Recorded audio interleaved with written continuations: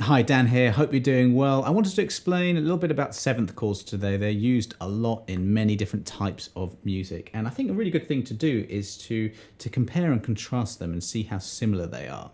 So what I just did at the beginning was just to play a bunch of different seventh chords just on one root, and we'll go through them slowly now, and I'll just show you how they compare to each other, and as we go I'll show you how you might actually sort of use this in music. You know, obviously bass players don't use chords a lot. You can, and it's a good thing to know how to do it to compose. But you know, I always think that an arpeggio is just a chord, but with the notes played separately. So if you know the chord and you have a different perspective on it, then, you know, if you see a chord symbol, or more importantly, if you hear one of these chords in music, you're better equipped to figure out music by ear, because you'll hear this in all kinds of different music. And then you can figure out to play the notes separately, and you're playing something that sounds a bit more like a bass line. So anyway, look, I'm going second finger on the A string. I'm doing everything on the root of A. So I'm going to the 12th fret. So that's a major seventh, and I'm going to talk intervals. We've got root, major third, major seventh. I'll go through all the chords and then I'll do a couple of chord progressions after. If you just make sure you're aware of where these intervals are, I'll do them again slowly. Root note is the A on the 12th fret. 3 notes up a scale is a major third. The major scale is a major third. And then that 13th fret, so sorry, that's on the 11th fret, the D string, and on the 13th fret, the G is a major seventh.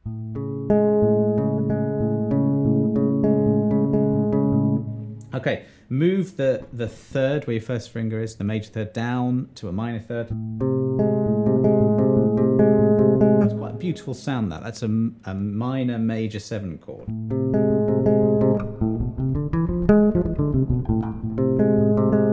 Which is found from a melodic minor or a harmonic minor. So if you're playing really simple pop music, that's not going to figure that chord because it doesn't really belong to that harmony. But basically, if you want to play loads and loads of different styles of music, learn the harmony from a major scale. That's major and natural minor are related. That will cover about 80% of popular music that you ever need. Then harmonic minor and melodic minor cover the rest, or most of the rest anyway. And this is an example of that sort of chord.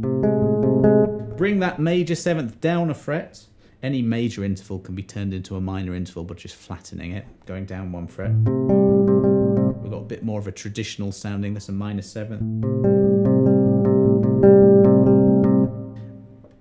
Go up 1 fret, so turn that minor interval of a third into a major third, and you've got a dominant seventh. Very bluesy, soul type chord. And I find it helps to know that, for example, a dominant seventh and a minor seventh differ by just the third. You've got a minor 7th flat 5. So here we've got a minor 7. So that's the root and the minor 7. Keep those the same. I'm using first finger, second finger now. And now if you play the 13th fret of the D with your third finger, that's that flat 5. Again, out of context, they might sound a bit weird, but we'll do some in context later.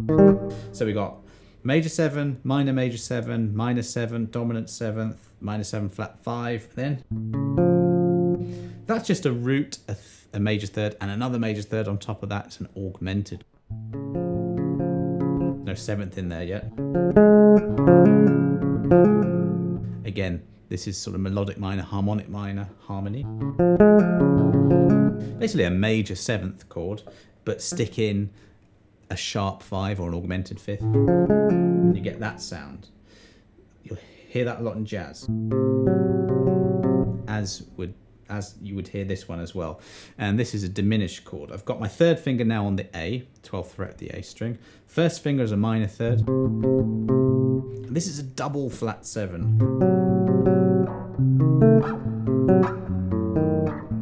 You can move it up or down 3 frets, as you can actually with the augmented. Let's rewind. You can move that up or down 3 frets. No, sorry, not 3 frets. A major third.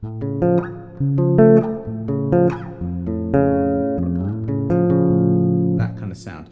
So those are the sort of main 7th chords that you're going to find, and that's how they differ from each other. I probably will do a PDF where you can sort of visualize this a bit more in your own time.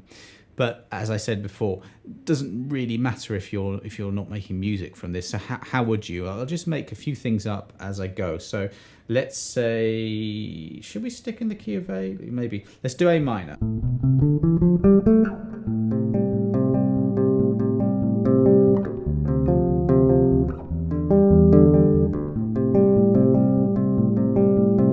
So I'm doing that A minor 7 on the 12th fret. Then I'm going to a D minor 7, E minor 7, 2 frets higher. So that's 10th fret, all on the same fret. 10, 10, 10 on the E, D, and G. Move that 2 frets up. Bass line out of that.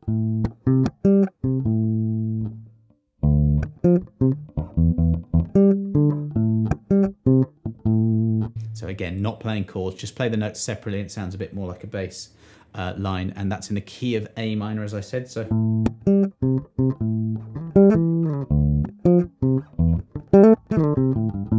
all the little fancy notes, just notes from A minor.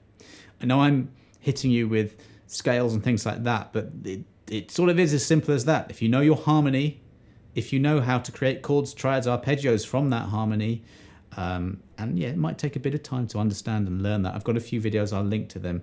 Once you know that little core principle, you will hear that in hundreds and hundreds and hundreds of tunes. You'll be able to make up bass lines really easily. You'll be able to hear, figure out bass lines easily because you know this.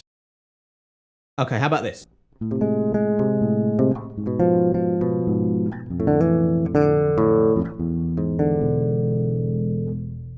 All I did there was I moved my harmony from natural minor to that's natural minor. Move that 7th note of the scale up 1 fret. And you get a harmonic minor, and it's got that sort of harmony to it. So that's that A minor major 7. And if I just go down the scale, 4 notes, and just place the 7th chord based on that. So it's minor major 7. Down 1 fret is diminished. Now we need to go down 3 frets. That's the next note. Major 7. And then down 1 fret. Dominant.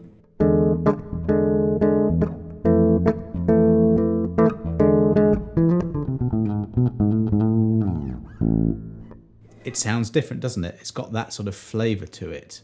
So that's, whilst this lesson was really about, here's some major 7th chords and this is how they're similar to other ones. It's only when you start to put chords together in context that you start to hear harmony and you start to hear music. So that's sort of how I think about it. You don't have to play the 7ths. The 7ths tend to sound quite jazzy or bluesy.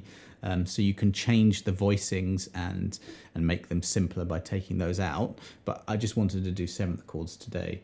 Honestly, just thinking about it now, I could just do a YouTube channel based on this stuff and never, ever, ever run out of musical ideas to teach you.